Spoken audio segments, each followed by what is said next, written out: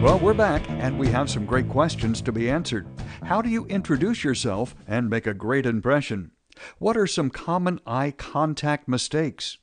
How do you communicate effectively with colleagues? Well, one person has the answer to these questions and more. I have with me today Lisa B. Marshall. She's the host of the Public Speaker Podcast. She's a professional speaker and author. So, Lisa, what are the 3 most common eye contact mistakes? Well, Rick, it turns out that the 3 most common eye contact mistakes are the same mistake.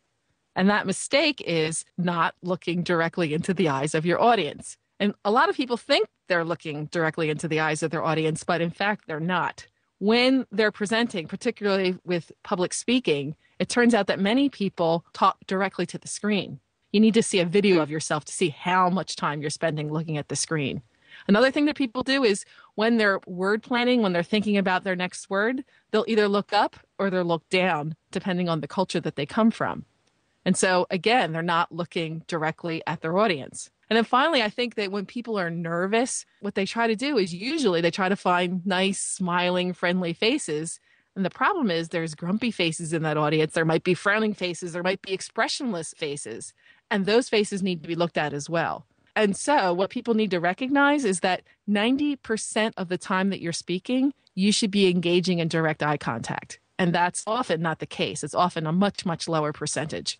I have a problem starting a conversation with a stranger. Let's say I'm at a party or maybe a business conference, perhaps riding in an elevator. I just don't know how to start talking with someone I don't know. Is there any solution for that?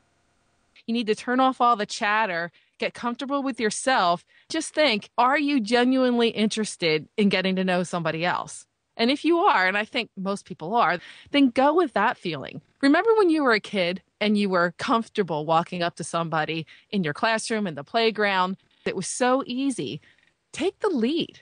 Other people may be afraid. Just take that one moment to say, hey, how you doing today? We're talking with Lisa B. Marshall. She's the host of the Public Speaker Podcast. And Lisa, on your podcast, I know that you answer a variety of questions for folks. Where do those questions come from? A lot of them come from me, unfortunately. It's the mistakes that I make when I am communicating with others. It's the mistakes that I see around me. Sometimes I see them in the media. Sometimes I see them in my family. Sometimes I see them in the staff that works for me. I think we all struggle. No matter how expert or how good we think we are as communicators, there are things that trip us up. And so I like to focus on those things that can help people get better. Also, I've been doing the show now for about 2.5 years. And so I've built up a connection with the listeners. And so many of the listeners have written me not only just one question, but several have written me with several questions over time. And it's interesting that the questions from those listeners are getting deeper and more personal. What was the most poignant question that you've ever received? Someone contacted me and I could tell she was distraught. She actually called my listener line. She experienced something horrific. Her mother had been murdered. She had just found out from her lawyer that she was going to have to make a victim statement in front of the court. And she didn't know how to present herself or what she should even say in her statement to the court.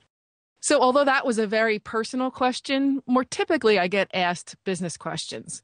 For example, there was a gentleman who contacted me and he said he was having a problem with his teammates. It turns out that some of his teammates felt like he didn't respect them. And so he wrote to me and said, Lisa, what do I do? How do I connect with these people without feeling guarded the next time I go to them? And I said, well, you know what you need to do?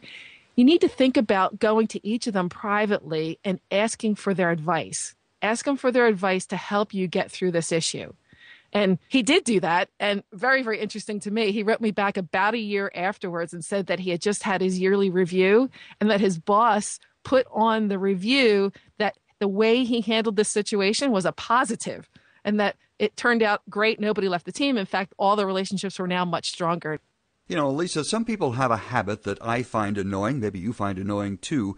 It's the use of and ah, those little sounds they make when they're trying to think of the next thing they want to say.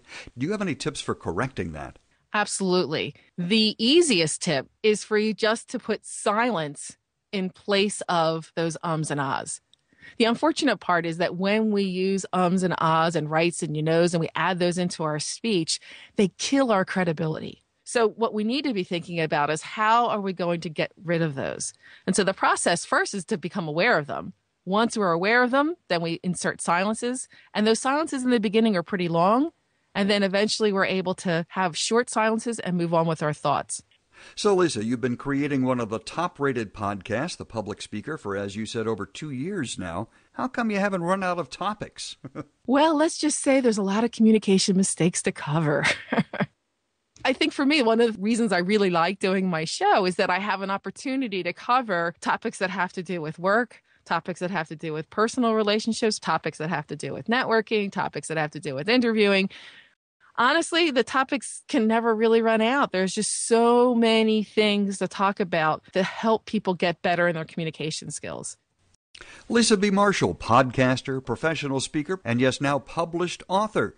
So what was the topic of your first book, Lisa? Well, the topic of the first book was chosen not by me, interestingly. It was chosen by the publisher because back in 2008, when the recession was really bad, they were realizing that people really needed help with interviewing skills. And what I found was I was hearing a lot of hiring managers, a lot of recruiters saying to me, I don't understand. Candidates aren't prepared. And it turns out that the game has changed. People are looking and finding jobs completely differently. And the preparation for job interviews is completely different than it used to be. And so people who are now finding themselves out of work or who were finding themselves out of work back in 2008, they may not have been out of a job for 10 years. And didn't know how to do job search. They didn't know how to do preparation for interviews now in today's digital age. And so that's why I wrote the book. So the first book was on interviewing skills, and you have a new one in the works?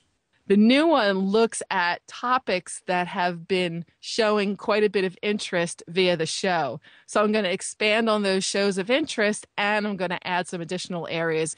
And if you think of the 3 core areas that people today in the digital age are interested in understanding is connecting. What's the art of conversation? You even hit upon that yourself. Secondly, people are trying to understand how to collaborate, how to negotiate, how to navigate through conflict effectively.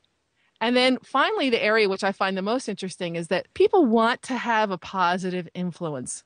And that's really what this book is about. It's about those 3 areas: conversation, collaboration, and positive influence.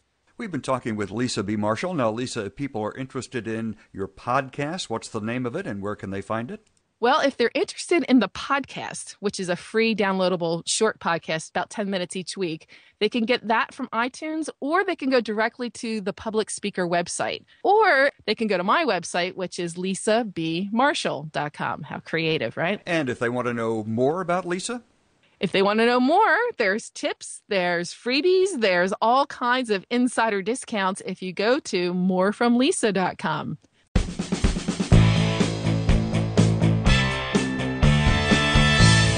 Okay, thanks much for your time, Lisa. We appreciate it. Oh, it was a pleasure, Rick. Thanks for having me.